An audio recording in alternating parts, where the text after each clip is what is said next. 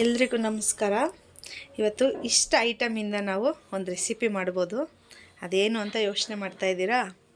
ಇವತ್ತು ಮಾಡ್ತಾ ಇರೋದು ನಾವು ಗಿಣ್ಣು, ಹಾಲಿಂದ ಗಿಣ್ಣನ್ನ ನಾವು ಇವತ್ತು ಮಾಡ್ತಾಯಿದ್ದೀವಿ. ಇದಾಗಿ ಒಂದು ಅರ್ಧ ಕಪ್ಪಷ್ಟು ಗೀ ಬಿಟ್ಕೊಂಡಿದ್ದೀನಿ.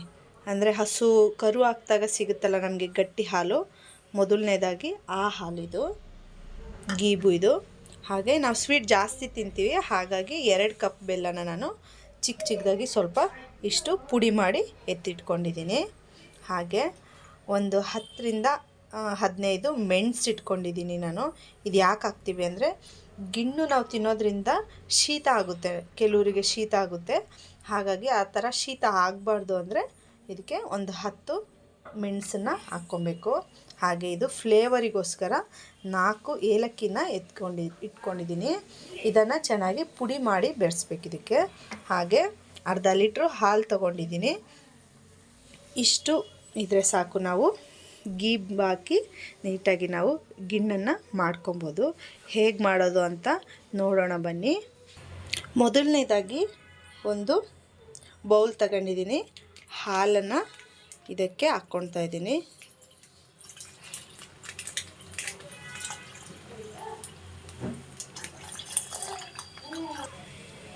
ಈಗ ಪುಡಿ ಮಾಡ್ಕೊಂಡು ಇಟ್ಕೊಂಡಿರೋ ಬೆಲ್ಲನೂ ಕೂಡ ನಾನು ಇದಕ್ಕೇ ಹಾಕ್ಕೊಳ್ತಾ ಇದ್ದೀನಿ. ಅರ್ಧ ಲೀಟ್ರಿಗೆ 2 ಬೌಲ್ ಬೆಲ್ಲ ಸ್ವೀಟ್ ಜಾಸ್ತಿ ಆಗುತ್ತೆ.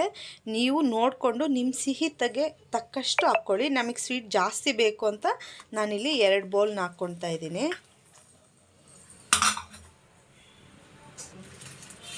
ನೋಡಿ, 2 ಬೌಲ್ ಬೆಲ್ಲ ಹಾಕಿದ್ದೀನಿ. ಈಗ ಗೀಬನ್ನು ಕೂಡ ನಾನು ಇದಕ್ಕೆ ಹಾಕ್ಕೊಳ್ತಾ ಇದ್ದೀನಿ. ಈಗ ನೋಡಿ ಎಲ್ಲ ಹಾಕ್ಕೊಂಡಿದ್ದೀನಿ ನಾನು. ಈಗ ಹ್ಯಾಂಡ್ ಮಿಕ್ಸರಿಂದ ನಾನು ಮಿಕ್ಸ್ ಮಾಡ್ಕೊತಾ ಇದ್ದೀನಿ.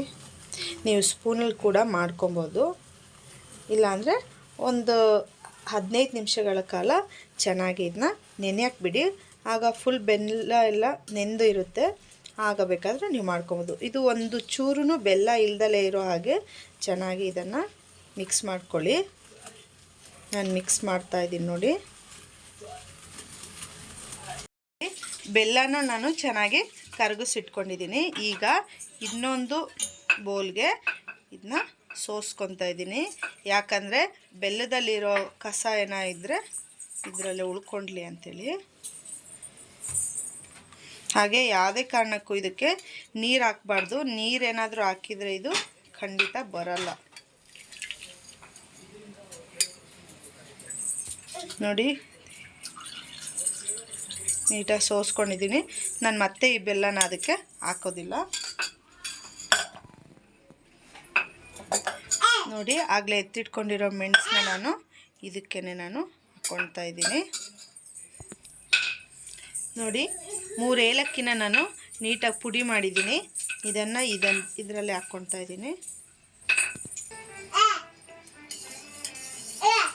ನೋಡಿ, ಈ ಥರ ಒಂದು 2-3 ಸಲ ಜಸ್ಟ್ ಮಿಕ್ಸ್ ಮಾಡ್ಕೊಳ್ಳಿ ಅಷ್ಟೇ. ನಾವು ಏಲಕ್ಕಿ ಪೌಡ್ರ್ ಹಾಕಿದ್ದೀವಲ್ಲ, ಹಾಗಾಗಿ.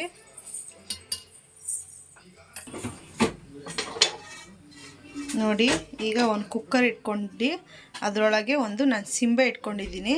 ಹಾಗೆ ತಳದಲ್ಲಿ ಒಂದು 1 ಇಂಚಷ್ಟು ನೀರನ್ನ ನಾನು ಹಾಕಿಟ್ಟಿದ್ದೀನಿ. 1 ಇಂಚಷ್ಟು ನೀರು ಹಾಕ್ಕೊಳ್ಳಿ. ಹಾಗೆ ಒಂದು ಸಿಂಬೆ ಇಡಿ. ಸಿಂಬೆ ಇಲ್ಲ ಅಂದರೆ ಅಟ್ಲೀಸ್ಟ್ ಒಂದು ಚಿಕ್ಕದು ರೌಂಡ್ ಥರಾಗಿರೋ ಒಂದು ಪ್ಲೇಟ್ ಏನಾದರೂ ಯೂಸ್ ಮಾಡ್ದಲೇ ಇರೋವಂಥದ್ದನ್ನ ಕೆಳಗಡೆ ಇಡಿ. ಈಗ ನೋಡಿ, ಆಗಲೇ ಕಲಸಿಟ್ಕೊಂಡಿದ್ವಲ್ಲ ಅದನ್ನು ಇದರಲ್ಲಿ ಇಡ್ತಾಯಿದ್ದೀನಿ. ನೀಟಾಗಿ ಇಟ್ಕೊಳ್ಳಿ, ಬಿಸಿ ಇರುತ್ತೆ ಕುಕ್ಕರು.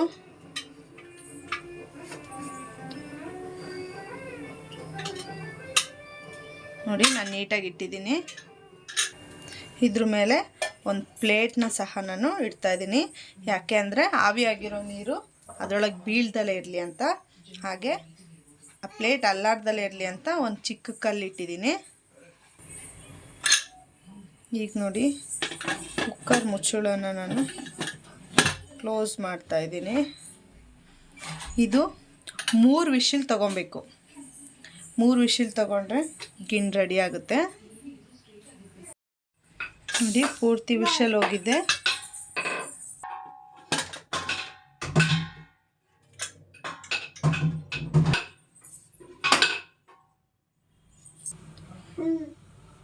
ನೋಡಿ ಗಿಣ್ಣು ರೆಡಿಯಾಗಿದೆ. ಇದನ್ನು ನಾವು ಬಿಸಿಯಾಗಲಿ ತಿನ್ನೋಕ್ಕಾಗಲ್ಲ.